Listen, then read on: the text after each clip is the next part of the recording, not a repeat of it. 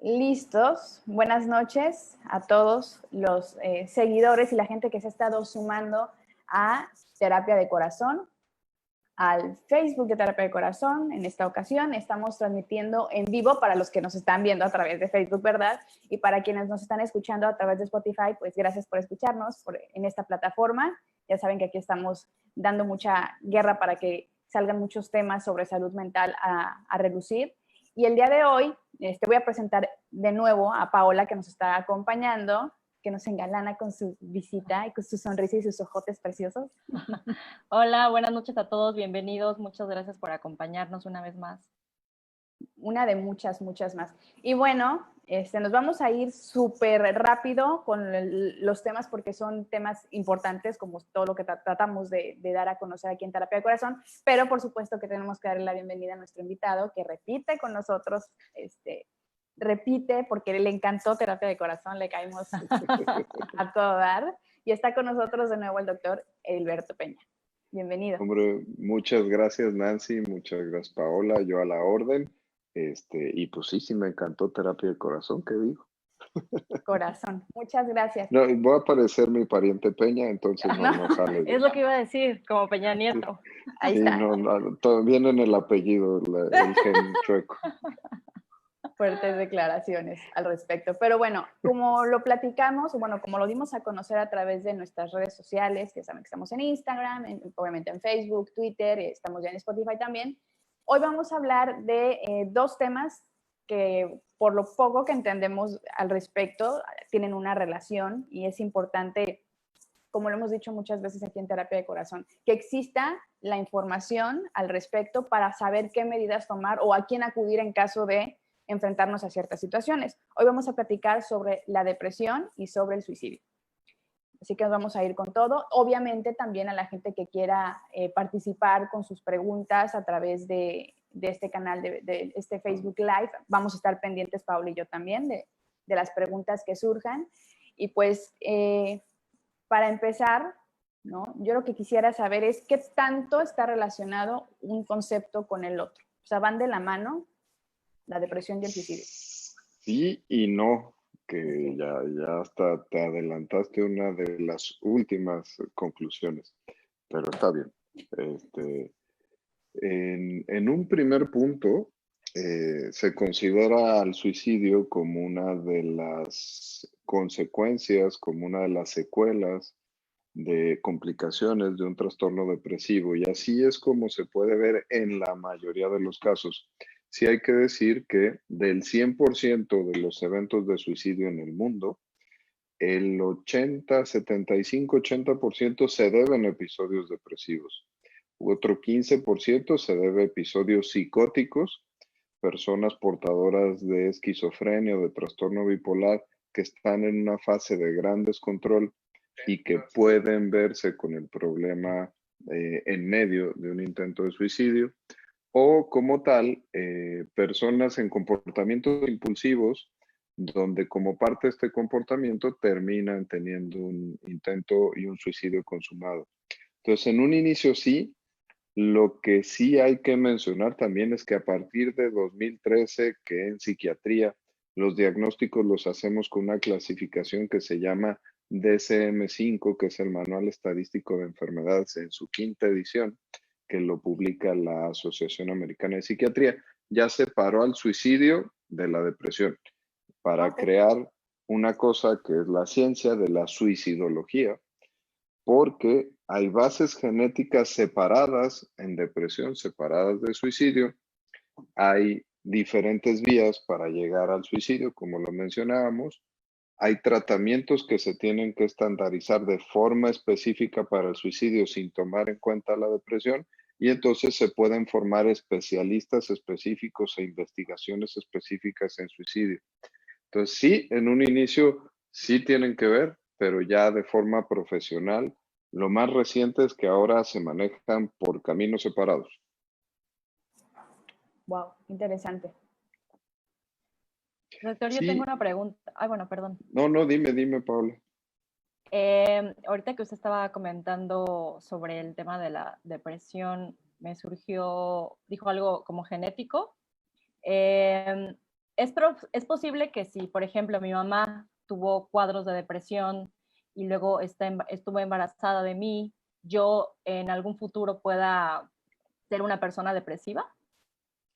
No tiene tanto que ver si la depresión de tu mamá se da dentro del embarazo donde vas a nacer tú, Ok, sino el hecho de tener depresión, ¿sí? Tener depresión, si el riesgo en población en general en un punto en el tiempo es de 4 a 5%. Aquí en México, en el transcurso de tu vida es del 9,1%. Pero si tu mamá tuvo depresión o tu papá, tú tienes 4 veces más posibilidades de tener depresión que el resto de las personas que no tuvieron un familiar en primer grado, que pudo ser tu papá, tu mamá, tu hermano, y peor, tu gemelo de la misma bolsita. Si tú te deprimes, tu gemelo de la misma bolsita tiene casi el 100% de chances de deprimirse. Si hay una base genética, pero no hay que confundirse que la depresión es una enfermedad solamente genética, es una enfermedad multifactorial. Uno de esos factores es la genética. ok. Ok. Sí, sí es bien importante tener estos datos porque en la ignorancia del tema nos llega a suceder que pensamos que una persona depresiva es simplemente alguien que es muy sensible, ¿no? A ciertos temas y, ay, pobrecita, se le murió su gato, ay, bueno, está deprimida, ¿no? Y el entender que al final de cuentas algo sucede en el cerebro, por lo cual se dan ciertas situaciones, pues también pues es bueno, ¿no? Hay que mantenernos también abiertos, ¿no? A lo que realmente está sucediendo. Y es que hay que diferenciar una cosa que es la tristeza, que es una emoción, una de las emociones primordiales del ser humano, de la enfermedad que es la depresión, mal hecho por todos nosotros, que de repente, si amanezco triste, tengo la costumbre de decir que amanezco deprimido. Es como si en lugar amanezco con diarrea y en lugar de decir que amanezco con diarrea, digo que amanecí con gastroenteritis infecciosa, ¿no? A eso correspondería seguir diciendo mal hecho que yo amanezco deprimido. No, yo amanezco triste, yo estoy triste, esta situación que me pasó, esta frustración me está llevando a sentirme triste. Y la tristeza es uno de los síntomas pivote para que tú puedas diagnosticar la depresión, porque si no, entonces, pues, ¿cómo hacemos la diferencia entre una emoción, que es la tristeza, y una enfermedad, que es la depresión? La depresión es una enfermedad que está anidada en el cerebro, en el sistema nervioso central, y que tiene dos características principales que son la tristeza persistente la mayor parte del día, de la mayor parte de los días, de cuando menos 2 semanas, y la pérdida de la capacidad de sentir placer en esos mismos tiempos. Si yo tengo esas dos cosas, tengo 93% de chance de estar deprimido. Claro, hay otros síntomas, pero esos son los más importantes. Ok, es importante también saberlo. Voy a checar alguna de las interacciones. Dice aquí KAR. Me imagino, doctor, que no todos los niveles de depresión se tratan con medicamentos o cualquier depresión forzosamente tiene que ser medicada. Saludos a todos los que están entrando. Ahorita les mandamos un saludo. Eso da pie para explicar un poquito más el resto de la génesis de la depresión, porque entendiendo cómo se origina, podemos entender entonces cómo tratarla. Había una clasificación muy viejita que decía que había depresiones endógenas y exógenas. Las endógenas eran las que las producía un desbalance en mi cuerpo y las exógenas era porque me pasaban cosas malas. Y esas eran separadas, diversas, y las exógenas las trataba yo con psicoterapia y las endógenas con medicamentos. Pues falso. Decíamos nosotros de la genética, yo nazco ya con un material de neurotransmisores para poder enfrentar la vida con serotonina, noradrenalina y dopamina, que son los principales, no son los únicos, pero son los principales en depresión. Y los eventos que me van poniendo a prueba en la vida ponen a prueba mis secreciones de serotonina, noradrenalina y dopamina. Tú lo decías, se muere un gatito o viene una pandemia o me pasa un huracán. No son temas comparativos. Una tentación chafa que podemos tener en el mundo es de repente comparar, bueno, ¿cómo te estás deprimiendo si se murió tu gatito, si hay otro que le pasó un huracán por encima y no está deprimido? Pues no, Cada quien desarrolla su depresión. Y donde sí se hace la diferencia es en las intensidades. Una depresión leve o a moderada puede ser tratada con fármacos o psicoterapia. De moderada para arriba requiere farmacoterapia obligatoria y la psicoterapia es accesoria. Ok. Tengo otra pregunta por aquí. Dice Marcela que si después de un intento de suicidio se tiene que medicar a la persona. Si el intento de suicidio es por depresión, sí, que decíamos que ahora viene la ciencia de la suicidología que va a poner nuevas reglas de cómo atender. Pero un intento de suicidio ya clasifica a esa depresión, si es por depresión, como una depresión severa. Y las depresiones severas quiere decir que yo ya puse en jaque a todos mis sistemas de neurotransmisión y necesito, además de muchas otras cosas en el tratamiento, forzosamente tratamiento farmacológico. Y las depresiones severas, cuando se ha hecho estadística en el tiempo, tienden a recurrir, a recaer más frecuente que las demás. Es por esto que muchas veces personas que ya tuvieron un intento de suicidio en realidad terminarían siendo sujetos que van a tener que usar antidepresivos por tiempos muy largos.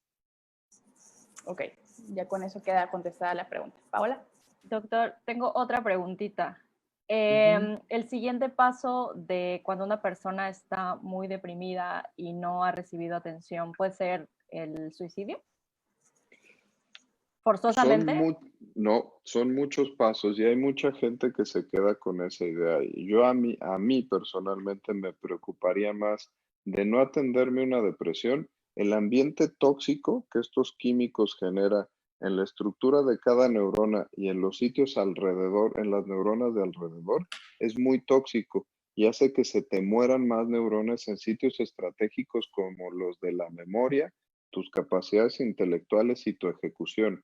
Si no atiendes una depresión, una consecuencia que a mí me parece severa también, es el hecho de que pierdes capacidades con la edad de forma más acelerada, 3 veces más el deprimido no tratado que el deprimido tratado. Sí, dentro de el caminito de una depresión, sabemos que del 100% de los deprimidos, 15% de esa masa de deprimidos, que aquí en México diríamos que son cerca de 10 millones de mexicanos, 15% se van a suicidar. La estadística funciona bien para esto. En el mundo se suicidan 800,000 personas cada año. No son poquitos. Ahí compárenlos con las cifras que llevamos de coronavirus. Y los países tienen índices de suicidios muy diversos. México se empezaron a medir los índices de suicidio en 1973 y se suicidaba 1.1 de cada 100,000 mexicanos. Y al último cierre se suicidan 4.1 de cada 100,000 mexicanos. Hemos cuatruplicado la intención suicida en el país, pero no somos los peores. Japón tiene 23 de cada 100,000 y los países nórdicos tienen 30 de cada 100,000. Los países nórdicos por el tema de las depresiones estacionales que suelen ser de difícil tratamiento y Japón por temas estructurales en su acceso a la educación y su acceso a la vida laboral que son muy difíciles. Ahí viene un pico grande de intención suicida. Entonces México, aunque hayamos crecido 4 veces en 40 años, no somos los peores del mundo. No son. Estaba leyendo por ahí una estadística de la OMS que dice que cada 40 segundos una persona se suicida. Cada 40 segundos y cada 13 segundos hay un intento de suicidio en el mundo. De hecho, hace 2013 inició una iniciativa que se llamaba Semicolon, que es punto y coma, donde alguien que haya tenido sensibilización porque un conocido hizo un intento de suicidio, un suicidio consumado, debería de tatuarse un punto y coma para que entonces cuando la gente me lo vea y me diga, oye, está muy chistoso tu tatuaje, tú le puedas responder diciéndole, bueno, es por concientización del suicidio. Ok. Pues Qué interesante. Ay, pensé que usted decía algo, Paola. No, dije qué interesante. Y bueno, ya que estamos hablando de estadísticas, ¿cómo va México en esos números? Además de lo que ya nos dijiste, el tema de edades, el tema de, creo que son más hombres que mujeres los que por estadística se suicidan. ¿Cómo estamos en México en esos datos? Los podemos separar un poquito en depresión y en suicidio. En depresión, Ok, se deprimen muchos más las mujeres, 4 veces más que los hombres. Hay dos picos grandes, que es el primer pico hormonal, que es de la adolescencia y la entrada a la adultez joven, 18, 19 años, 17 es un pico grande. Y el otro tiene que ver con el climaterio y el deterioro hormonal de la menopausia. Entonces son dos picos grandotes de depresión, les digo 4-1 contra los hombres, aunque sí creemos que también existe un subregistro de hombres que no acuden a consulta, no se registra la enfermedad y entonces no se reporta tantas depresiones.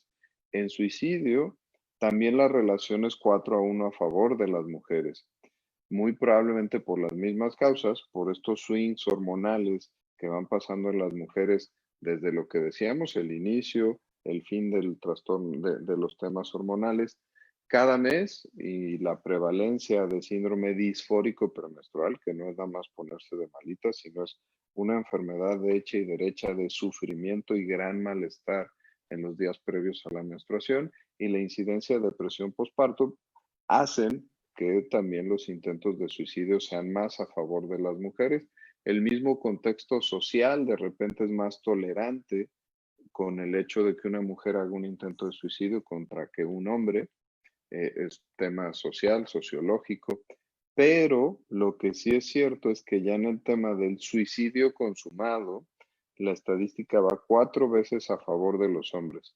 Los hombres se inclinan más por estrategias mucho más letales, armas de fuego, ahorcamiento, lanzarse de pisos altos o lanzarse aquí en la Ciudad de México a las vías del metro, versus las mujeres que prefieren la ingesta de medicamentos, las flebotomías, que son los cortes ya sea en ingles, en piernas o en antebrazos, y el uso de gas y algunos otros usos de estrategias para un intento de suicidio que son por metodología un poco menos letales.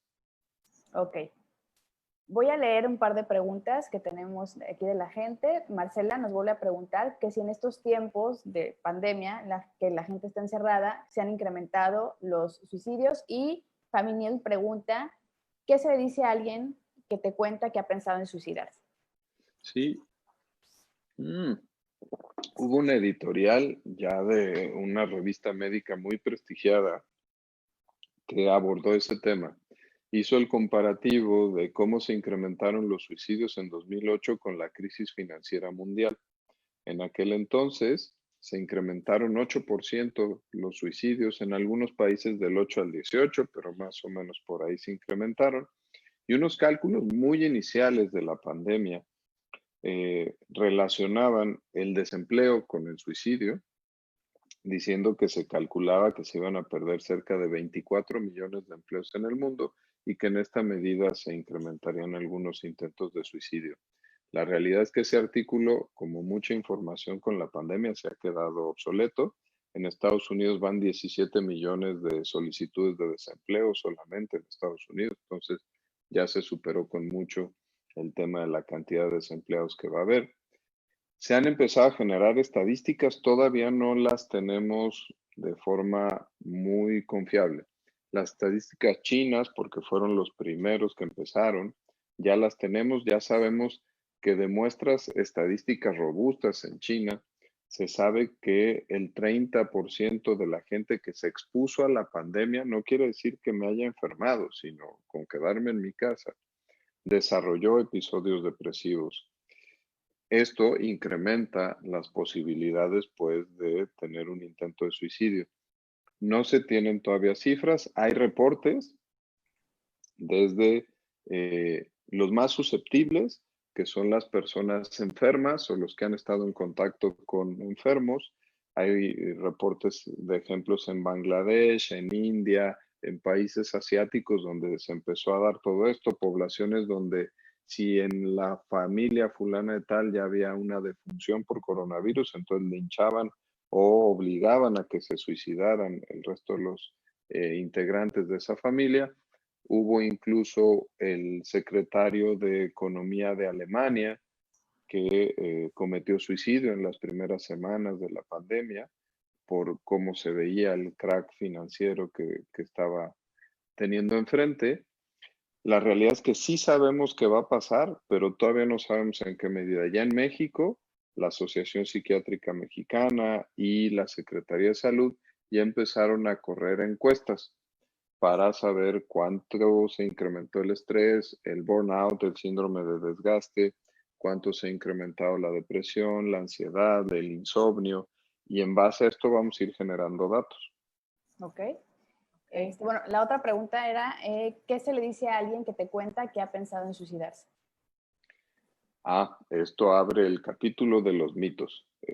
Sí, Pues sí, de venga. hecho ahí estaba la otra pregunta. Sí, uno de los mitos más llevados y traídos es el que avisa no se suicida. Sí, justo alguien pregunta eso mismo. Eso no es cierto.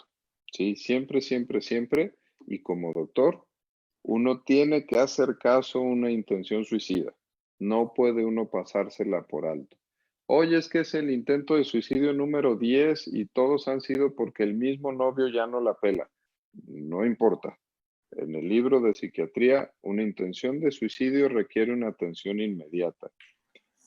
Y esa atención, si no es a veces con internamiento, muchas veces lo hacemos con internamiento en casa, trabajando mucho con los familiares y con las grandes herramientas que ya nos da la tecnología de los fármacos y de otros dispositivos médicos que podemos utilizar para frenar las intenciones suicidas. Pero a la respuesta de qué hacer, fíjense, les voy a poner el ejemplo como doctor. Los psiquiatras y los psicólogos, los especialistas en salud mental, tenemos la obligación de la confidencialidad. Solo lo podemos romper en dos ocasiones, cuando corre riesgo la vida del paciente que tengo enfrente o de otras personas. Entonces, si alguien me dice, yo le tengo que especificar clarito que se tiene que atender y que tenemos, incluso lo puedo ayudar, tenemos que ayudarlo con esa intención suicida. Si se niega como parte de esta crisis, yo, ser humano que estoy viviendo alrededor de alguien que me lo expresó, tengo la obligación de avisarle al directamente responsable. Ahí me voy como abogado a la ley. El que está casado, pues a su esposa. Los que son solteros, a sus papás o a sus hermanos, que son los legalmente responsables y que aquí en el país pueden tomar la decisión de un tratamiento involuntario, incluso contra los deseos del paciente. Ok. Bueno, vamos a leer otra pregunta. Aquí Bueno, no, creo que me quedé cortito, ¿no? Porque Pues era, a ver. ¿qué se le dice? Nomás dije qué había que hacer, pero no qué se le dice.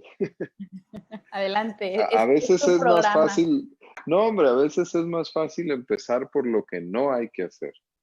No hay que hacer, no, hombre, no te azotes, no es para tanto, minimizar las cosas es una pésima estrategia, porque el que tiene la crisis suicida está, como dice la palabra, en crisis. Otra, en las referencias personales. Eso pasa en todas las series de televisión. Cuando alguien está muy mal, siempre empieza la musiquita melancólica y empieza uno a decir, bueno, cuando yo tenía 15 años, iba en la preparatoria, tuve una decepción amorosa. No, las referencias personales y cómo yo me superé tampoco sirve. El hacer constructos de cosas que a lo mejor yo, que soy el que estoy enfrente, no estoy de acuerdo y que son una fortaleza del de enfrente, tampoco sirve quitarle esas fortalezas. Si yo soy una persona que no es religiosa, pero el que está enfrente se está agarrando de la religión de sus hijos, del perrito para no dejarlo solito, lo menos estas terapias de choque de decirle, bueno, pues órale, mátate, ándale, deja a tu perrito solito. Eso tampoco se tiene que hacer. Hay que escuchar, hay que ser empáticos, abrir los oídos. A veces no tenemos que decir nada, sino solamente escuchar al de enfrente. Muchas veces Y es un fenómeno frecuente de que yo tengo todo revuelto en mi cabeza y no lo entiendo a la hora que lo tengo que expresar y poner en orden para que el de enfrente me lo entienda, ya voy yo entendiéndolo y le puedo encontrar un caminito de solución. Ese ejercicio de dejarlo hablar funciona. No tocar, solamente si hay permiso y la cercanía me la va a ir definiendo esa persona. Resolver problemas si me pide específicamente que le ayude en alguno, saber mis limitaciones de dónde yo no puedo ayudar y entonces ahí tengo que derivar. Y ahora crisis de coronavirus nos ha puesto más al flor de piel los mecanismos. Con que hable yo al 911 o a Locatel, me mandan a las líneas de atención, que son la línea de la vida del Consejo Nacional contra las Adicciones, que también tiene expertos en crisis de suicidio, la línea de atención psicológica de la UNAM, de varias universidades privadas y de varias asociaciones de especialistas en salud mental que entran al quite para una intervención en crisis. El que está enfrente y no es especialista en salud mental solo puede hacer primeros auxilios psicológicos, que es como dar respiración de boca a boca. Es lo que uno alcanza a hacer. Que les digo es escuchar, atender, derivar y acompañar. Pero la intervención en crisis, esa ya la tiene que hacer un profesional. Entonces, no andar haciendo intervenciones en crisis de forma silvestre. Sí, porque puede resultar contraproducente, ¿no? Luego, Sí. andar queriendo que nosotros ayudar. No, vamos a responder otra pregunta. Aquí dice Car, entonces la depresión la trata un psiquiatra y si es otro tipo de desorden como ansiedad, un psicólogo, ¿cuál es la diferencia? No, no, no, no. Todos los especialistas en salud mental que tienen certificado para poder trabajar pueden atender. Ojo, los psicólogos estudian 3 años que su carrera troncal los capacita para poder hacer pruebas psicológicas, hacer psicología organizacional, que es la de las empresas, poder hacer diagnóstico, pero eso no los capacita para poder dar psicoterapia. Tienen que especializarse en un tipo de psicoterapia. Hay más de 30 escuelas y abordajes de psicoterapia y entonces ya están certificados y capacitados para poder dar psicoterapia. Los psiquiatras somos médicos que estudiamos 6 años de medicina, 4 años de psiquiatría y dentro de la formación, además de la relación médico-paciente, la formación de psiquiatra nos faculta para poder hacer algunos tipos de psicoterapia de forma muy limitativa y toda la farmacoterapia y el diagnóstico como base del trabajo médico. Muchos psiquiatras encima hacen una subespecialización en muchas áreas. Si las hacen en algunas de psicoterapia, entonces se vuelven expertos en ese tipo de psicoterapia. Entonces no son limitativos, no son cajones como era la pregunta de decir depresiones al psiquiatra, trastornos de ansiedad al psicólogo, no. Todos podemos diagnosticar, todos podemos hacer intervención en crisis, todos podemos iniciar una atención y cada tipo de paciente requiere una atención específica, a lo cual corresponde o un medicamento o un tipo específico de terapia. Entonces, si ya hiciste la evaluación, ya identificaste, a lo mejor sabes que este paciente requiere terapia interpersonal, terapia gestal, terapia psicoanalítica, terapia cognitivo-conductual. Hay especialistas de cada área y como farmacoterapia, pues ya sabes que requiere un medicamento de esta familia, uno de esta familia, dos sumaditos o otro que no es antidepresivo que va a ayudar a potenciar el efecto. Pero sí, lo que decíamos al principio, lo que define si hace psicoterapia solita o farmacoterapia es la intensidad en ansiedad y en depresión en los dos. ¿Ok? Ok. Me quedé así como... No lo puedo creer. A ver, de hecho, tenemos ahí un par de preguntas que creo que dentro de lo que has estado comentando ya se contestan, pero las voy a decir para que no digan que no. Dice Lau Gómez, 1. ¿Cómo podemos apoyar a las personas que de pronto en redes sociales les notamos algún comportamiento que denota depresión? Y otra pregunta que va más o menos ligada de Alice Martínez, ¿qué recomienda a familiares para detectar síntomas de depresión? Sí, de hecho los voy a poner a hacer un ejercicio. Agarren su Instagram y pongan hashtag suicidio. Y se van, se va a abrir rápidamente una pantalla que les va a decir, ¿necesitas ayuda? Te va a desplegar tus primeros 3 o 4 amigos más frecuentes. ¿Quieres contactar con alguno de ellos? Digo, el robot de Instagram ya te El tiene algoritmo. mapeado. Wow. ¿Quieres Voy a hacer contactar la con prueba. alguno de ellos? Te abre un chat específico para que te comuniques con uno de ellos. ¿Quieres dirigirte a las líneas de atención psicológica? Y ya te encamina. Twitter y Facebook no tienen todo ese algoritmo, pero los detectan y entonces pueden permitir que puedan recibir atención. De hecho, yo creo que el clímax de todo esto se dio hace un par de años que Netflix sacó una serie que se llamaba 13 Reasons Why, que era 13 razones por qué, que era una chica que comete un suicidio y deja 13 grabaciones explicando por qué había sido la intención de suicidio. En el siguiente mes del estreno de la primera temporada se incrementaron 13%, no, y un poquito más, las búsquedas de los adolescentes de métodos de suicidio.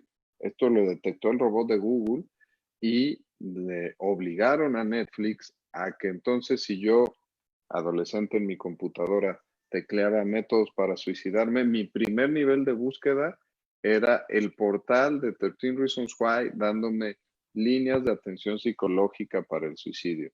Que ahora hay un Big Brother que nos vigila, eso es Claro. bueno, pero es un poquito la pregunta de qué hacer cuando detectamos uno en redes.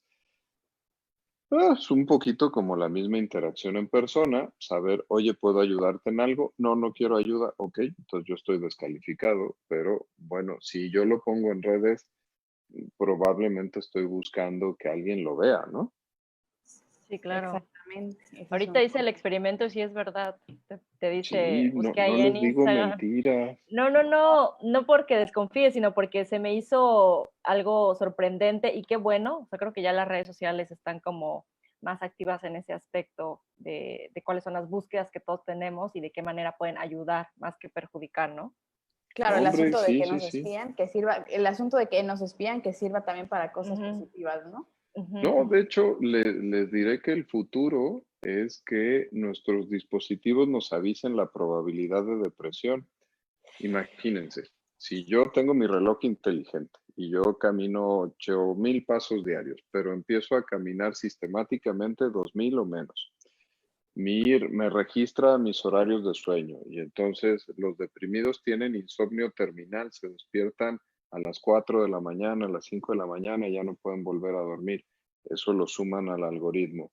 Yo me meto a Google y hago búsquedas de métodos de suicidio o de suicidios de famosos. Me meto a hacer compras de ropa negra en Amazon, y me meto a Spotify a escuchar todas las canciones de José José. Entonces ya mi algoritmo se completa toditito y me aparece un pop-up que me dice, oye, ¿has pensado que puedes estar deprimido? Estos son los especialistas en salud mental en tu código postal, ¿no? Eso ya es algo a lo que nos vamos a enfrentar en los siguientes años. Y más a raíz de la pandemia, creo yo, ¿no? Porque he leído mucho este tema y has compartido mucha información, Hilberto, al respecto de que la siguiente pandemia probablemente sea sobre salud mental. Sí, y ahí nos vamos ya con la ayuda obligatoria de la tecnología. Las camaritas que tenemos en nuestros dispositivos, ya hay robots de inteligencia artificial que pueden medir tu dinámica facial y pueden detectar una dinámica facial que es un puntito más para depresión. Más en 2021, por ejemplo, ya la norma oficial mexicana iba a obligar, ya ahora ya no, porque se atrasaron algunas cosas, a que todos tuviéramos expedientes médicos electrónicos donde yo con un USB o con mi teléfono inteligente iba a ir a consulta con mi cardiólogo y le iba a compartir mi expediente, con mi gastroenterólogo, con mi psiquiatra, y ahí iban a estar todos mis estudios. Entonces, todos estos algoritmos se iban a ir sumando para que entonces, si había cambios drásticos en los patrones que se tenían que esperar, pues entonces yo ya pudiera ser un candidato a estar deprimido. eso va a tener un acelere a partir del uso de la tecnología ahora con la pandemia. Efectivamente. Digo, estamos ya en esto, ¿no? Lo importante es saber a dónde acudir o con quién acudir en caso de presentar. Te voy a hacer otras dos preguntas que van relacionadas y sobre todo para que pues la gente que nos está viendo se sienta escuchada, ¿verdad? Porque por algo están aquí también. Dice Laura Vallejo, buenas noches, pregunta para el doctor, ¿cuáles serían los focos o los signos que debemos tener en cuenta para saber que alguien tiene depresión al punto de llegar al suicidio? La ligo con otra pregunta de Fabi que dice, ¿cuáles son los primeros síntomas o señales de que una persona muestra que está cerca de una situación de crisis de esta gravedad? Esos casi siempre surgen dentro de las preguntas hacia los adolescentes y creo que pueden ser un muy buen ejemplo, ¿no? Cuando hay un cambio drástico en el patrón de conductas, cuando hay aislacionismo, cuando hay sospecha de incremento en el consumo de sustancias, cuando tengo un cambio en irritabilidad marcada, cuando mi lenguaje se convierte sobre mi legado y mis ideas trascendentales, ya son focos claros, claros, claros de que esa persona está pensando más en la muerte. Si no, a lo mejor en una intención suicida, está pensando mucho más en la muerte, ¿sí? Entonces, eso hay que ser bien claritos. Les digo, con los adolescentes puede ser más factible, a veces más difícil de leer, pero con los adultos serían los focos primordiales. Claro, lo ideal sería que fuéramos mucho más asertivos y que a mi red de apoyo yo pueda comunicarle y decirle, oye, así como tengo dificultad para respirar y tengo que avisarte que probablemente esté enfermo, pues tengo que decirte que estoy pensando en la muerte, ¿no? Muy fuerte. Pues A ver, no tan fuerte, hay que tratar de, ¿cómo se llama? De poner a las enfermedades mentales un poquito dentro del ámbito del resto de las enfermedades, porque ya claro. estamos muy acostumbrados a que si me duele el pecho, pues entonces le voy a decir a la señora que vive aquí al lado, le voy a decir, oiga señora, háblele al cardiólogo y a la ambulancia porque yo creo que me ando infartando, ¿no? Y no me da pena decir eso, ¿no? Sí, tengo dificultad respiratoria, pues puede ser un ataque de asma. Si estoy empezando a ver lucecitas, pues aviso porque puede ser una migraña.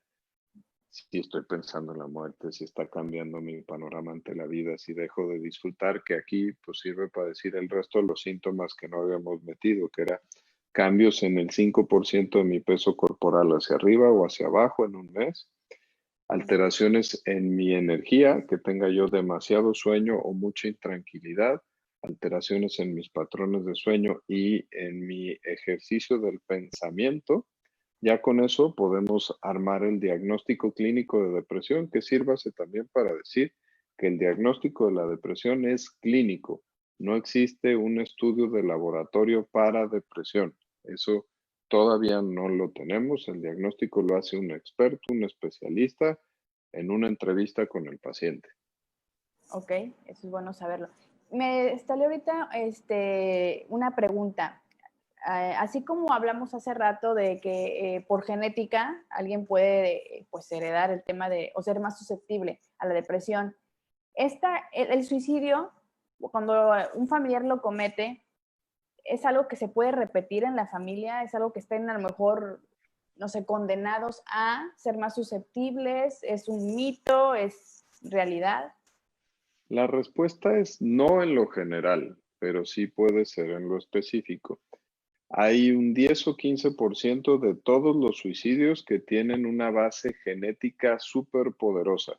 Hay varios ejemplos. El más estudiado a nivel mundial es el de la familia del escritor Ernest Hemingway, que en todos los ramitas del árbol genealógico hay suicidios. Incluso la hija de Ernest Hemingway es una actriz que en alguna ocasión estuvo nominada al Oscar y que ha cometido intentos de suicidio, evidentemente no un suicidio consumado. Y ellos se les estudió y hablábamos de la serotonina, un gen que codifica para un transportador de serotonina en el sistema nervioso, ellos lo tienen mal hecho y ellos lo transmiten.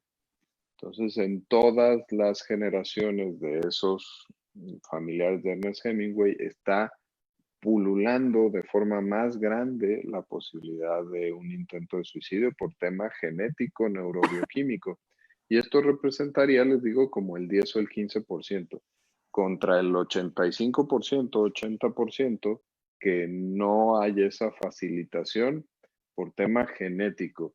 A lo mejor sí por un tema aprendido, por un tema de lo que a mí me afectó en mi desarrollo emocional, el hecho de vivir un suicidio en alguien en primer grado mío, eso puede favorecerlo. Pero incluso, pues el tener estas respuestas me puede servir para yo saber que me tengo que atender y me tengo que vigilar un poquito más, ¿no? A lo mejor no tanto esta respuesta tan categórica de sí o no, pero si ya sé que hubo casos de suicidio o de depresión en mi familia, yo debería de comportarme igual que si en mi familia hay diabéticos o hipertensos. Si yo ya mi familia tiene a su cardiólogo de cabecera, entonces no sería nada impensable ni raro que yo fuera a revisarme si no me siento bien en el tema emocional. Ok, gracias por la Ok. respuesta. Qué interesante.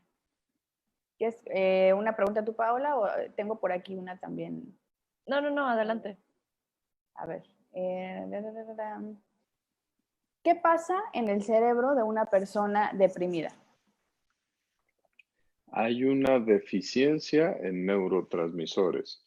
Ok. Cuando yo ya les ponía el ejemplo, los eventos de la vida ponen a prueba mi maquinaria de neurotransmisores para dar el ancho y responder ante ellos.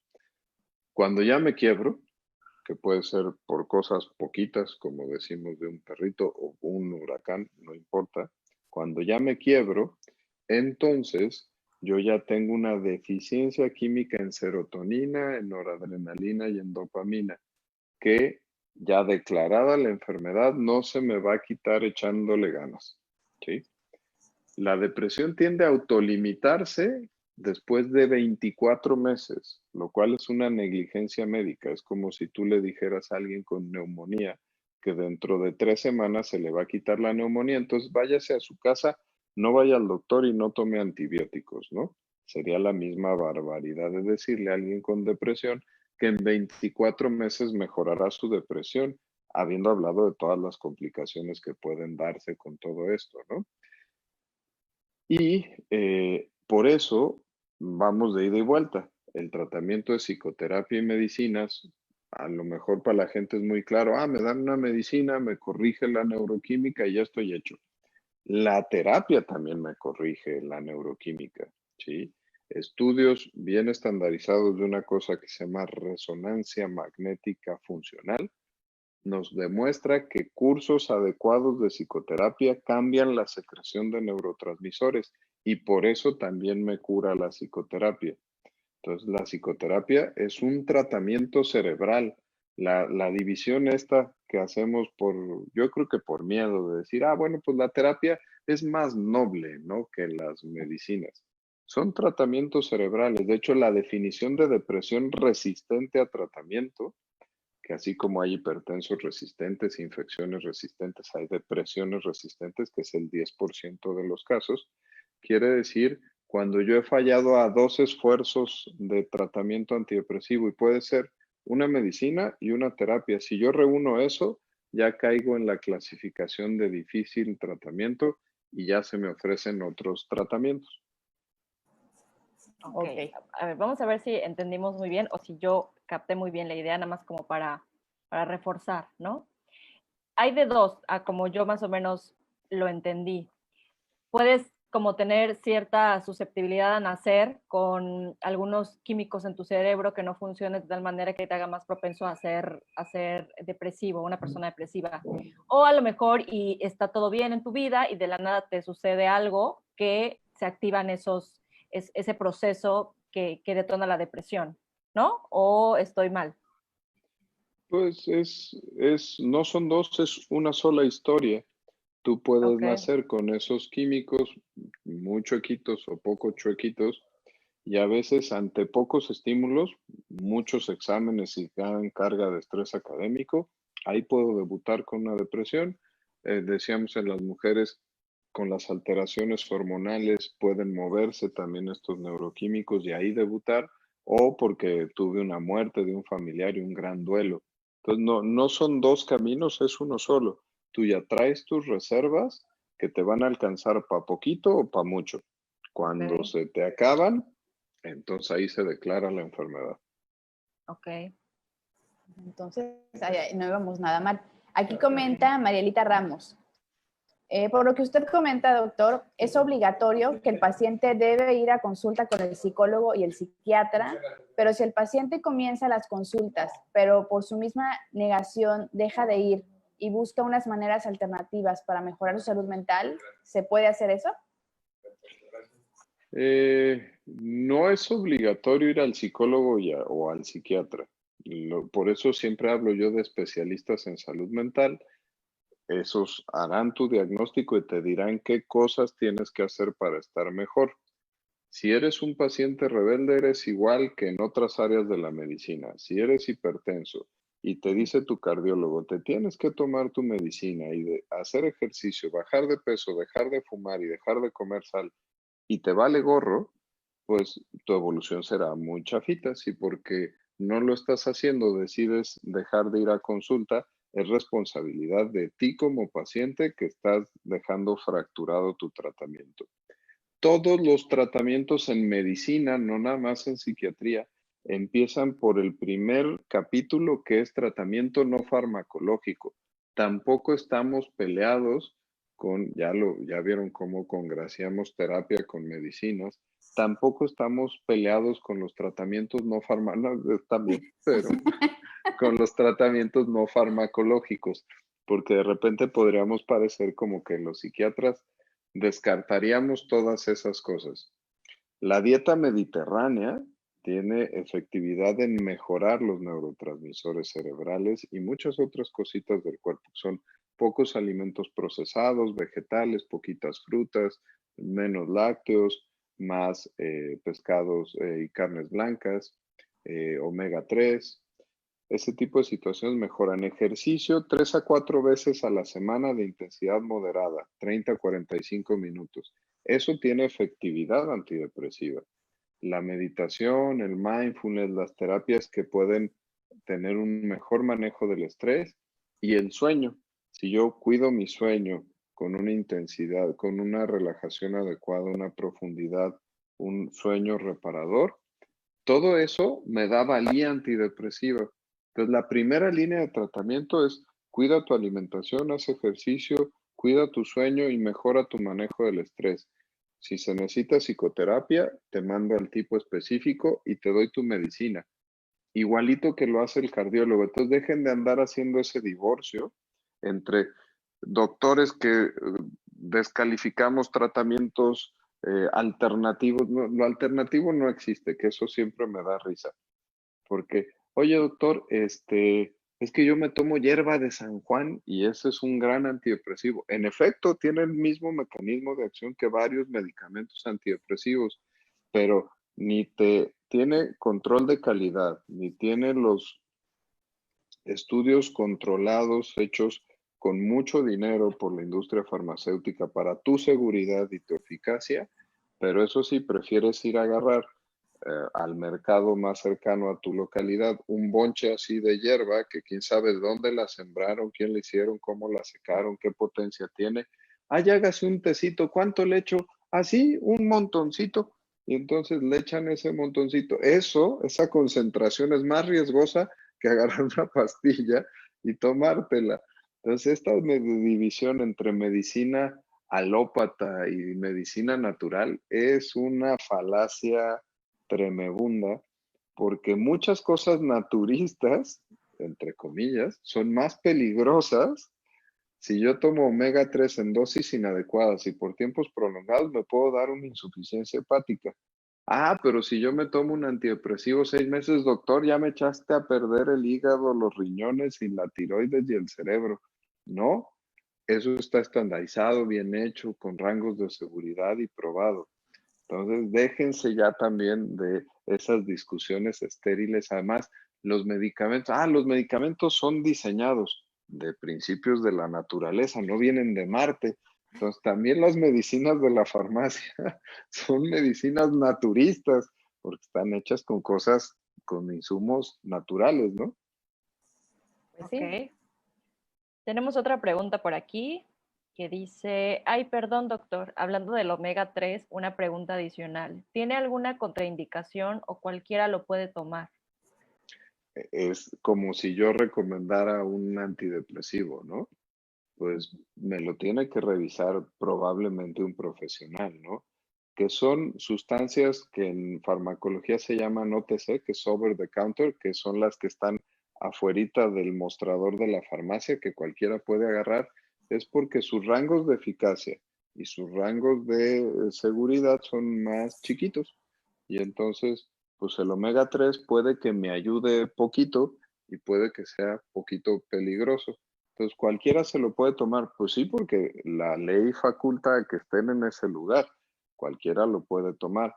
Que me vaya a servir, aquí hasta hago el comercial de las famosas gotitas de CBD, que yo ya tengo un letrero ahí en el consultorio, que el siguiente que me pregunte de gotitas de CBD, que vaya y chingue a su madre, porque ya estamos hasta acá los especialistas. Es un suplemento alimenticio igual que el omega 3, igual que no tiene pruebas farmacológicas ni aprobaciones por instancias regulatorias para que sirva para nada. Es igual que un suplemento alimenticio. ¿Se lo quiere usted usar? Úselo. ¿Me cayó mal? Problema de usted. ¿Se lo quiere tomar? Pues tómeselo, pero eso no es tratamiento para su enfermedad. Siga las indicaciones que le ando yo dando, ¿no?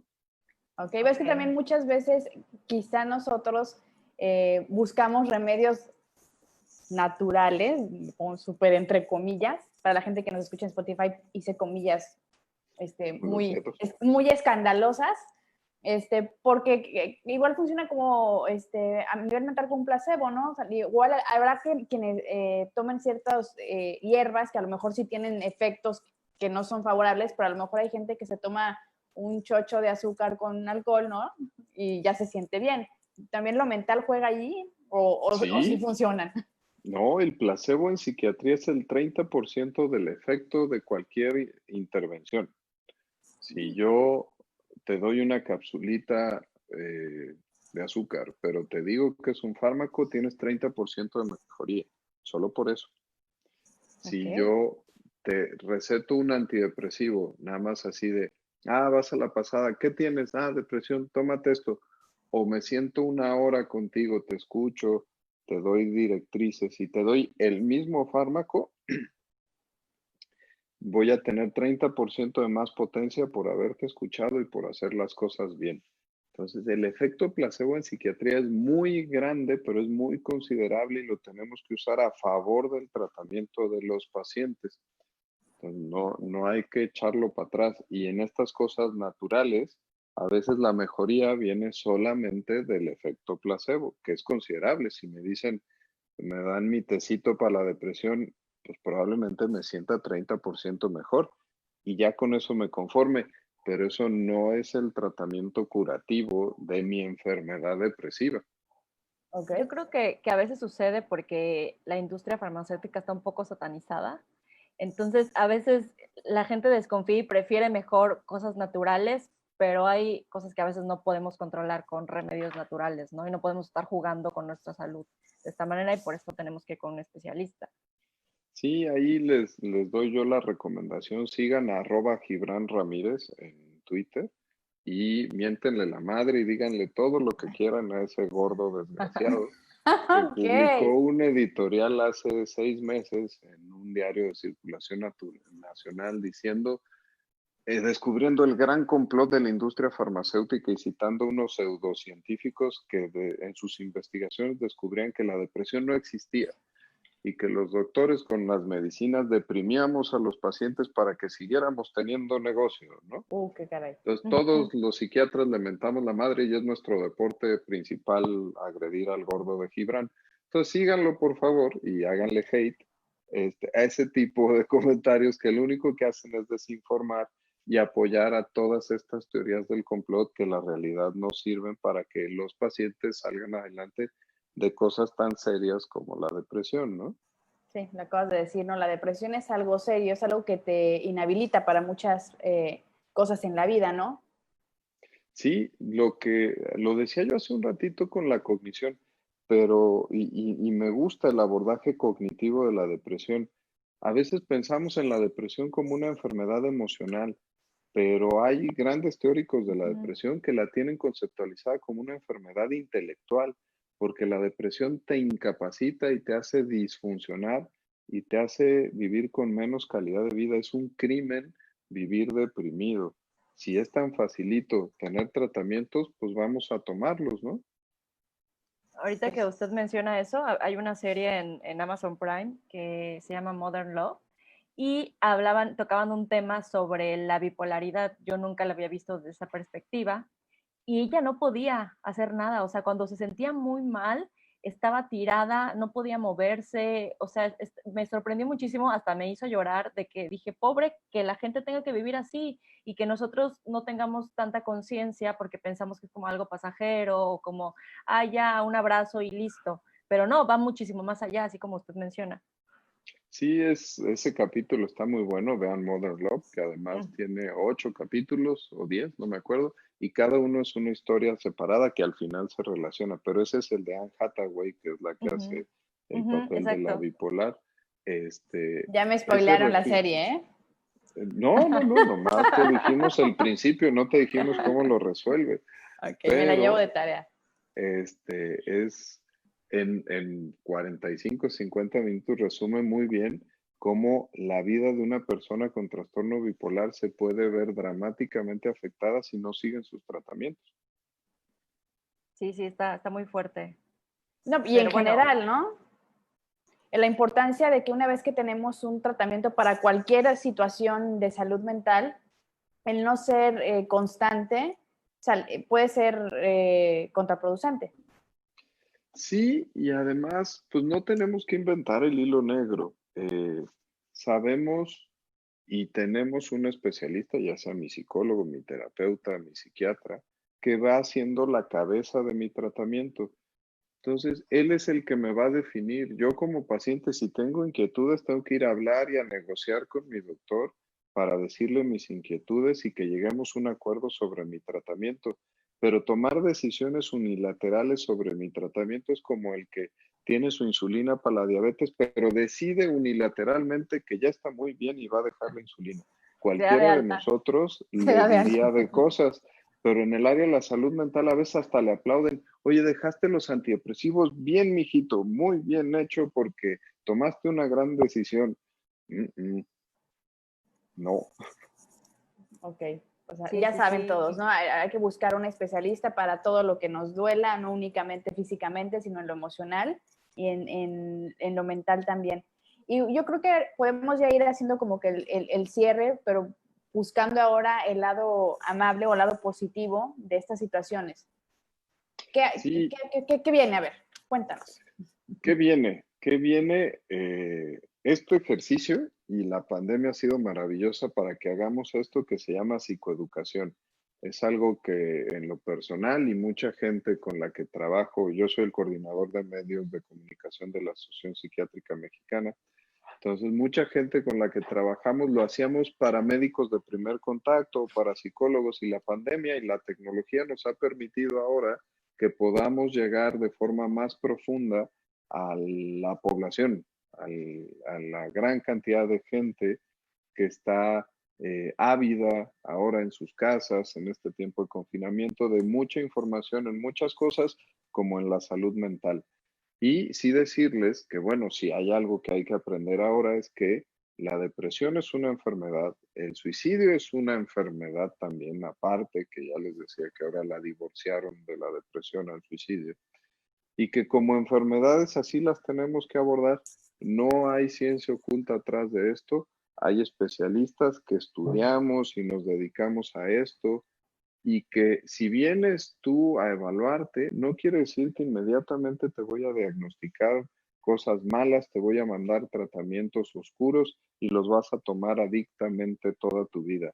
que ese es un mito, que si te evalúo, pues te voy a evaluar y te voy a decir qué tienes y si te necesito hacer estudios y llegaré a un diagnóstico y en base a ese diagnóstico, a eso te corresponden ciertos tipos de tratamientos y duraciones de los tratamientos. Hay que seguir las instrucciones. Es dramático ver que del 100% de antidepresivos que se prescriben, a los 3 meses la mayoría de las personas están asintomáticas, el 50% de las personas ya no toman sus tratamientos después de 3 meses, cuando la curación de un primer episodio de depresión te lleva un año de tratamiento de farmacoterapia.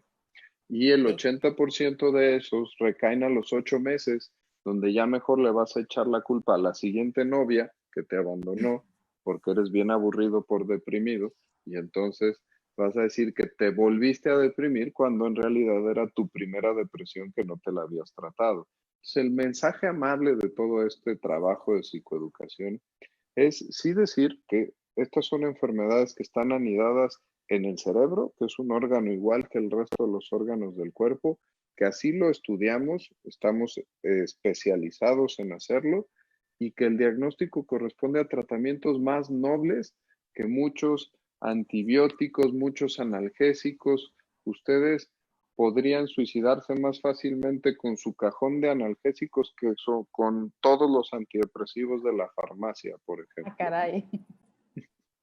No, ¿qué pasó? Entonces, un mensaje muy, no ustedes, Paola y tú, sino ustedes En general, es más extensa, pero es un mensaje más amable, ¿no? De decir, son enfermedades que se diagnostican, se identifican, se tratan y te recuperan una calidad de vida increíble y que lo incorrecto del programa del día de hoy sería irnos a la cama pensando que el suicidio es horrible, ojalá y no me cayera una idea suicida en la vida, o que la depresión es terrible y es horrorosa y ojalá y me protejan los dioses de que me llegue una depresión. Pues no, si me llega, puedo salir adelante siguiendo las instrucciones más sencillas del mundo, ¿no? Y no satanizar, ¿no? Ujú, y, correcto. y tener mente abierta a eso. Pero bueno, ya para ir cerrando, cuéntanos a dónde debemos de acudir, si de todo lo que platicamos en torno a la depresión y pues al suicidio, notamos algo dentro de todo el rango de información que nos diste, ¿a quién le podemos pedir ayuda?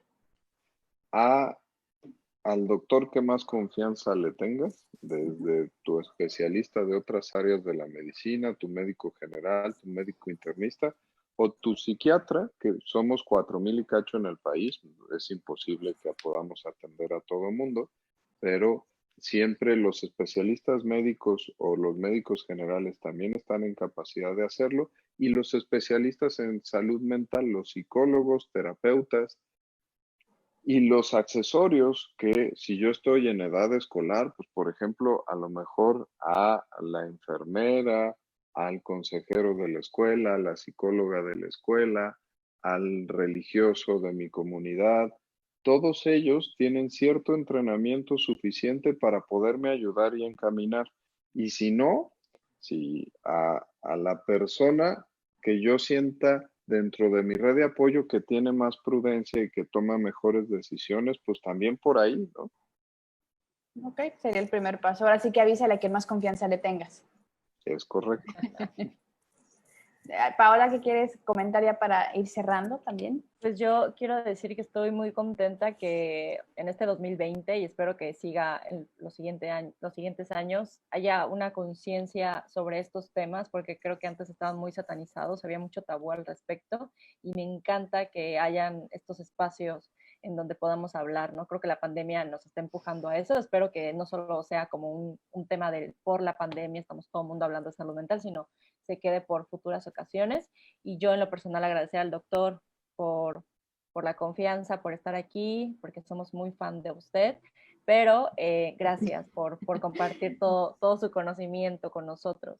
Y que nos mande unas playeras firmadas, ¿no? Sí, sí, sí.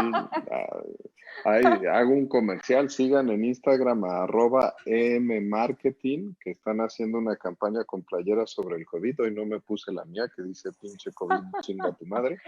Pero Lo seguiremos. 50 pesos de cada playera va para alimentar a esquizofrénicos en situación de calle. Wow, Ok. eso es bueno. Compren su playera porque lo están necesitando. Sí, y por último nos preguntan si estás dando consultas privadas porque hay alguien a quien le gustaría contactarte. Yo soy el director de CISNE México, que es el Centro de Investigación del Sistema Nervioso. Estamos así en Facebook y en Twitter, que son las plataformas en las que estamos, CISNE México, y la página web que es www.cisne.mx. Ahí nos pueden contactar y seguro, y si no yo, de todo mi equipo, que son 16, podemos ayudar a las personas. Ahora en vía virtual lo estamos haciendo bastante bien. Sí, y se les agradece mucho, es en particular. Pues bueno, con esto vamos a cerrar el tema o los temas del día de hoy. Agradecemos mucho a la gente que se conectó, que nos dejó sus preguntas. Ya saben que este videito va a seguir circulando por mucho tiempo, o me dejo de llamar Nancy, ¿verdad? Y pues, doctor Delberto, nuevamente muchas gracias por sumarse, por estar aquí en Terapia de Corazón y pues lo voy a seguir haciendo cada vez que cerremos sesión contigo, es comprometerte a que regreses próximamente. A ver, hay mucho de dónde cortar y hay mucha información que se necesita en la actualidad acerca de salud emocional y salud mental. Ya lo Habrá comprometí de de nuevo. dónde. Paola, Nancy, muchas gracias. A Terapia de Corazón, gracias. Y a todos los que nos escucharon, pues también muchas gracias. Y reproduzcan esto, que esto es psicoeducación. Exactamente, Sí, sí, que sí, mucha sí. falta nos hace a todos, ¿ok? Muchas gracias. Gracias. Buenas noches. Saludos a todos. Nos Gracias. estamos viendo en nuestras redes. Bye. Bye. Bye. Gracias.